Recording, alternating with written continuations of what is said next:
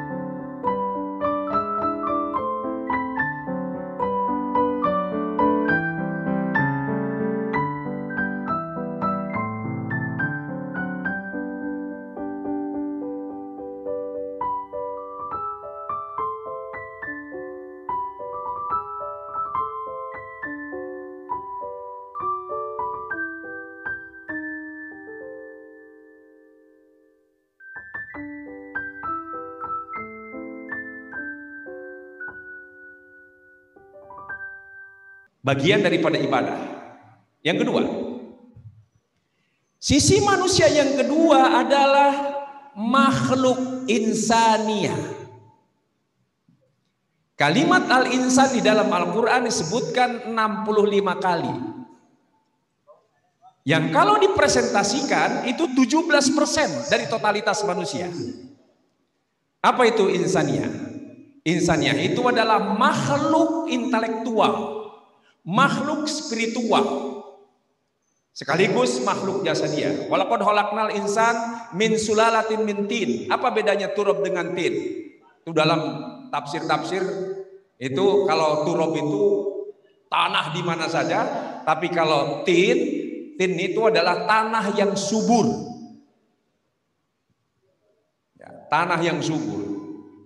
Makanya tanah yang subur menumbuhkan pepohonan yang subur. Pepohonan yang subur membuahkan yang subur juga. Dimakan oleh manusia, jadilah saripati yang namanya sperma.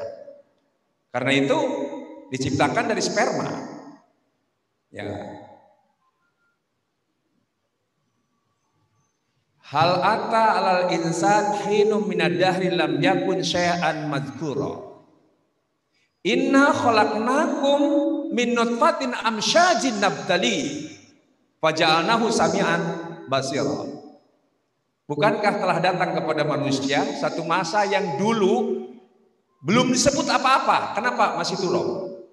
Belum ada Pak Wali, belum ada Pak Jokowi, belum ada Pak Ma'ruf Amin, belum ada Pak Kapolsek, belum ada Pak Dandim, belum ada Pak Kiai Ibnu Abidin, belum ada sebutannya, masih tanah. Tin namanya. Kami ciptakan dari sperma yang memancar. Sperma yang memancar. Dalam rangka apa kami mengujinya? Karena itu manusia al-insaniyah itu kalau turab mati. Minna khalaqnakum wa fiha nu'udukum. Awal dari tanah, kembali kepada tanah. Itu namanya basyariah. Kembali kepada tanah. Makanya kalau orang mencari istri yang cantik cuma basyariah, lihat aja. Paling-paling yang namanya mawaddah udah usia 50 tahun pada peot. Apalagi udah 70 tahun.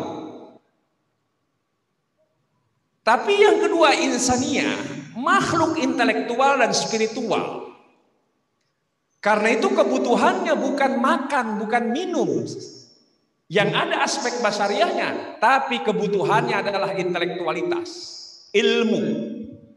Itulah sebabnya ilmu dalam Al-Quran Disebutkan lebih daripada 700 kali. Karena itu majelis ulama sesungguhnya dalam perspektif Al-Quran, kalau majelis ulama sekarang namanya majelis fuqaha. Padahal ulama tidak ada dikotomi ilmu. Dalam Al-Quran tidak ada dikotomi ilmu.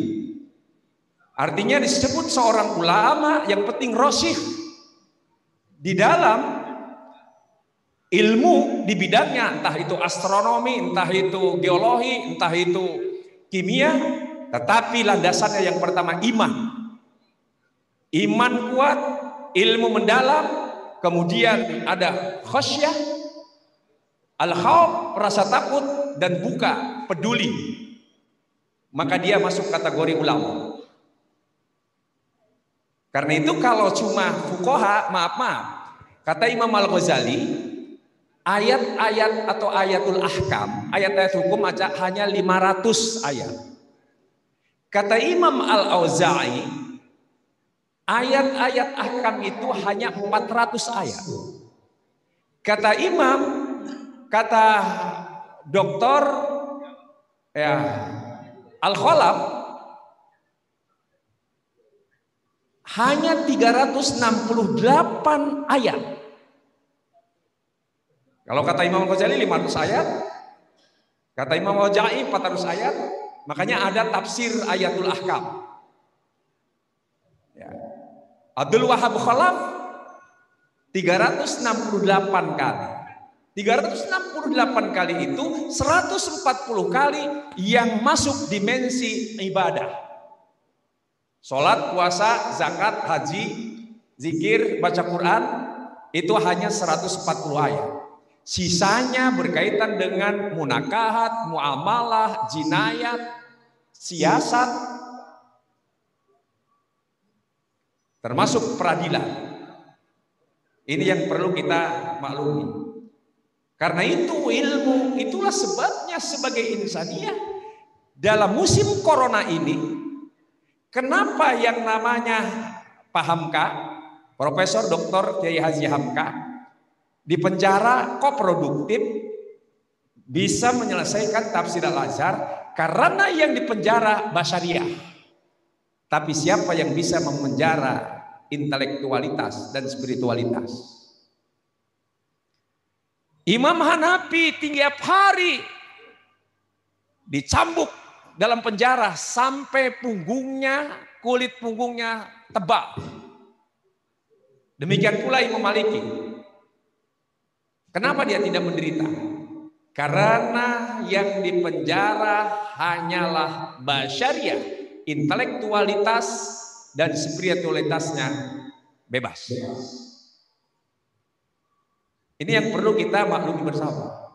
Itulah sebabnya kalau basyariah mati, kalau insaniyah tidak mati, karena ada ruh. Ruh tidak mati. Karena itu yang namanya mati dalam perspektif Al-Quran, inqita, berpisah antara keterikatan ta'alluq ruh bil badan, berpisah antara ruh dengan badan, fisik ke tanah, ruh ke alam barzah. Karena itu ruh tidak mati, nafs tidak mati.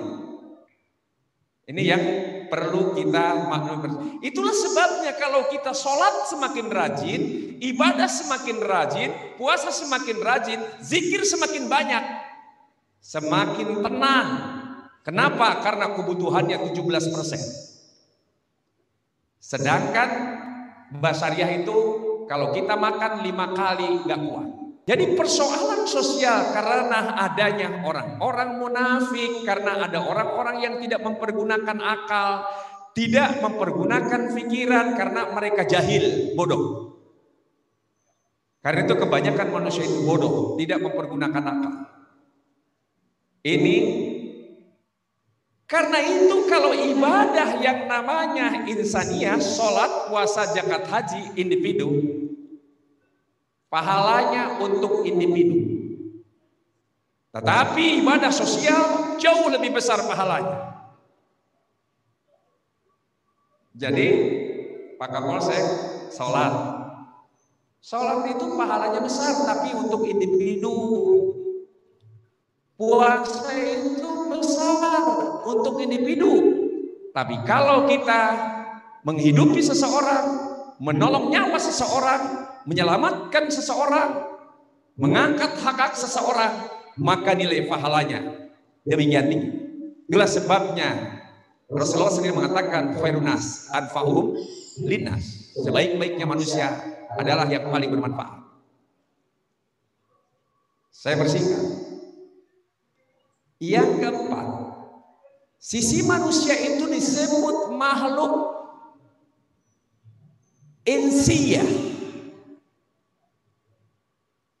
Disebutkan 18 ayat. 18 kali disebutkan insiyah. Ins. Kalimat ins ada 18 kali disebut. Selalu digandengkan dengan jin. Wa ma khalaqtul jinna wal ins illa liya'budun. Ya ma'syarul jinni wal ins. Khalaqal insan min salsalin kal fakhor wa khalaqal jan mimmarijim minnar. Selalu digandengkan ins. Ini menunjukkan bahwa yang ditaklif oleh Allah ada dua makhluk. Yang pertama manusia dan yang kedua golongan jin. Kalau jin tersembunyi, kalau ins tampak. Karena itu jangan kita cari ilmu supaya tidak kelihatan. Yang tidak kelihatan itu adalah jin.